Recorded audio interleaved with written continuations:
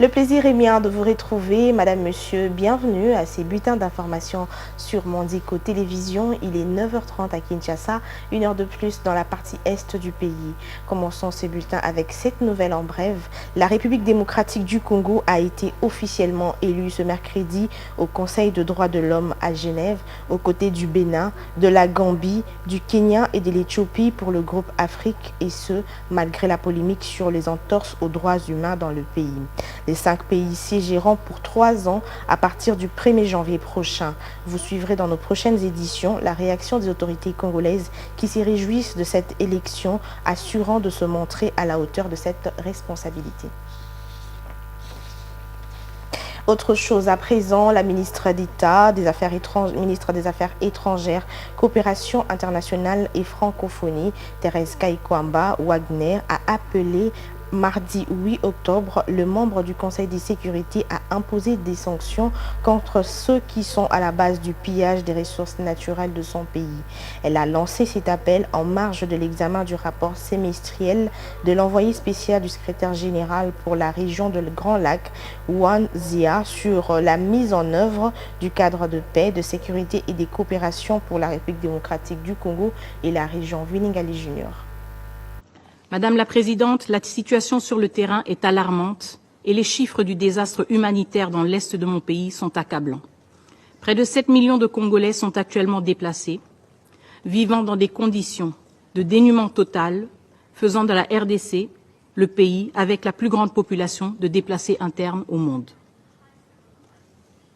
Le rapport de votre groupe d'experts confirme la présence de plus de 4000 soldats des forces de défense rwandaises sur le sol congolais, dépassant les effectifs du M23.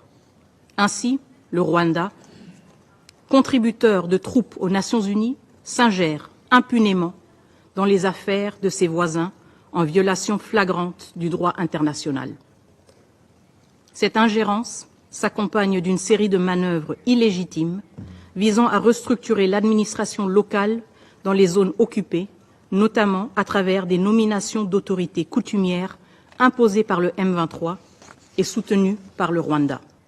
Nous appelons ce Conseil à prendre de mesures fermes en imposant des sanctions ciblées contre les individus rwandais au sommet de la chaîne de commandement impliqués dans le soutien au M23.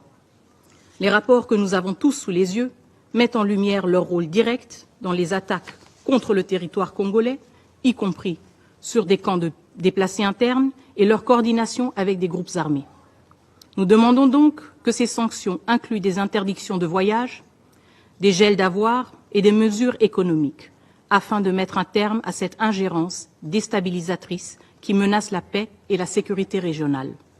Le Conseil de sécurité doit réaffirmer avec force les principes fondamentaux qui constituent le socle de notre patrimoine du multilatéralisme: la justice, la redevabilité et la paix.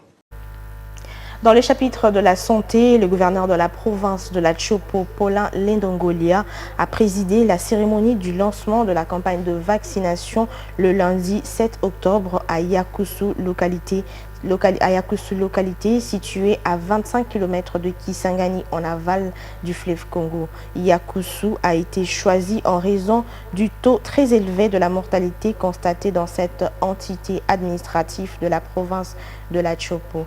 Jusqu'au mois d'août de cette année, 176 cas suspects d'Mpox ont été constatés dans la zone de santé de Yakusu, la zone la plus touchée de la province. Laetitia Moulal. Dans la province de la Chopo, le contexte épidémiologique actuel est marqué par la menace de l'émergence de l'épidémie de Mpox, avec plusieurs cas confirmés dans 22 zones de santé sur les 23 que compte cette province. Le Mpox se transmet par contact étroit entre les individus.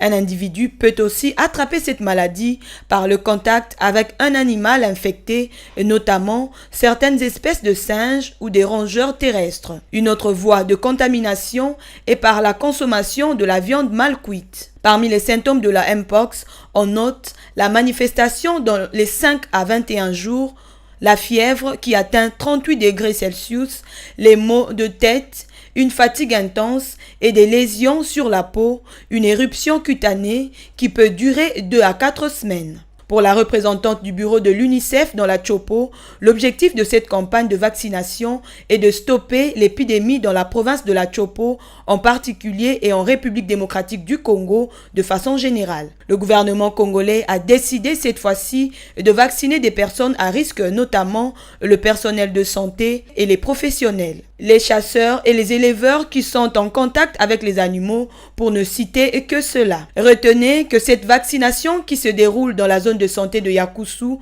va durer 10 jours. La quantité de vaccins est évaluée à 2300 doses disponibles pour cette première phase. Le bureau de l'UNICEF, province de la Chopo, exhorte les autorités politico-administratives, députés, leaders communautaires et religieux, associations féminines et les jeunes à s'impliquer et à s'engager en faveur d'une adhésion massive des communautés à toutes les actions de lutte contre l'épidémie de Mpox dans la province. Et pour clore, ce mercredi 9 octobre, Mandico Holding lance l'opération de son service Mbiocar dans la capitale de Kinshasa. Cette initiative menée par la CEO Julia Luonga vise à lutter contre la pauvreté chez les jeunes et à améliorer les services de transport. Meshak Lofaka.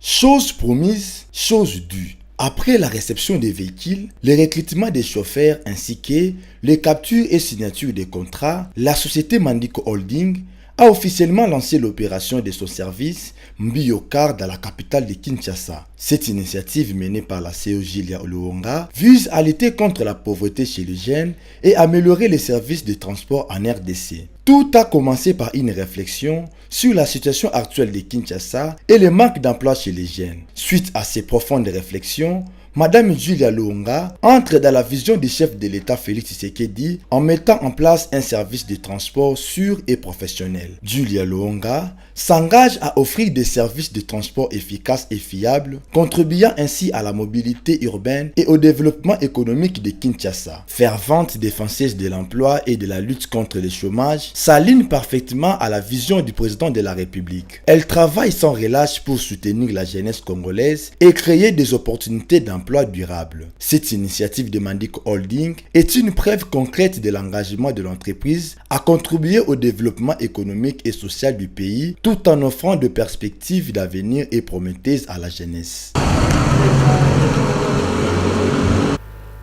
C'est cet élément qui met fin à ces bulletins d'information. Madame, Messieurs, merci de votre attention soutenue. Restez branchés sur Mandico Télévision. Une pensée, un écrit.